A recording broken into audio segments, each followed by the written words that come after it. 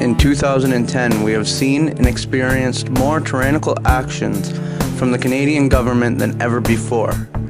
Between the fake H1N1 scare, the proroguing of Parliament, the introduction of the HST and the eco-tax, the G20 and G8 police state summits, the stimulus plan being wasted bringing Canadians more and more into debt, radical new laws like the bills C-36 and S-10 being passed,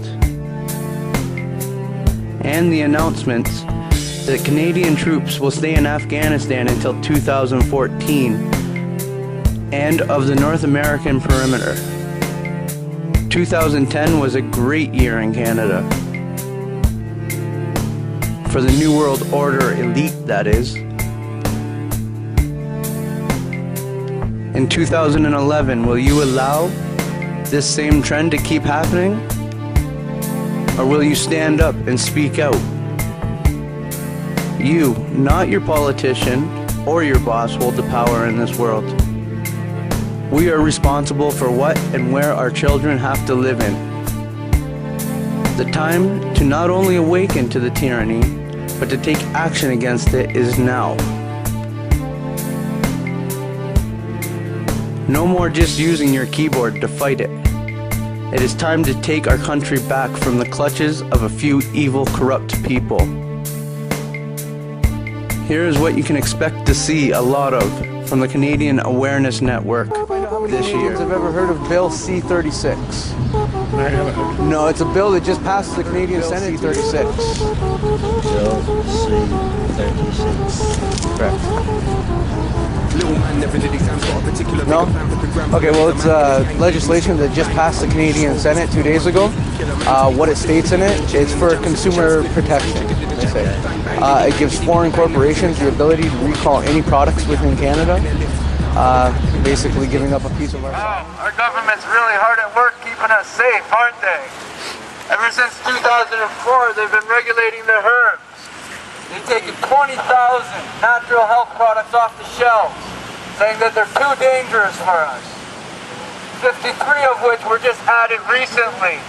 Things like bee pollen, cinnamon, are not being able to be licensed to be sold here. They're making it so the manufacturers cannot afford the licensing. This is a direct threat against our health. They do not want us being healthy. They want us to be dependent on big pharma and their pharmaceuticals. But we're here to talk about Bill C-36, which clearly states that it is not about natural health products. But this law gives inspectors the very powers that concern citizens about Bill C-51 and C-6. The ability to enter, search, and seize items from private property. Do we need to be safe from dangerous consumer products? Of course we do. But do we need to violate our chartered rights and freedom and the rule of law to do so? Section 8 of the Canadian Charter of Rights clearly states, everyone has the right to be secure against unreasonable search and seizure. But then again, we saw what our government thinks about our rights and freedoms at the Toronto G20 summit, now didn't we? Under this law, people can be fined and have property forfeited to the state for administrative violations. People charged have no right to have a court determine their guilt or innocence. Guilt is determined by the minister alone. How is this for a conflict of interest? Health Canada could even end up profiting from the fines that they issue to the violation. And if that is not bad enough, the law also acts as a power grab. The provinces are allowing the federal government to regulate in the provincial area of property and civil rights. This is a significant transfer of power from the provinces to the federal government. Section 37B of the Consumer Product Safety Act states, a regulation under this act may incorporate by reference documents produced by a person or body other than the minister. including by a organization established for the purpose of writing standards, including an organization accredited by the Standards Council of Canada, an industrial or trade organization, or a foreign government. Trade agreements and foreign laws can be adopted without parliamentary scrutiny, thus opening the door for foreign governments, foreign trading bodies like the European Union, and privately owned foreign corporations to set our laws in Canada.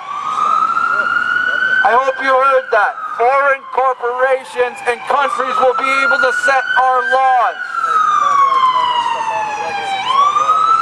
The federal government is literally taking powers away from the provinces and handing them over to foreign interests. And don't you think this is a little convenient that this law passed right about the same time that our government has announced a plan for the North American security perimeter, which is another step closer to the North American Union.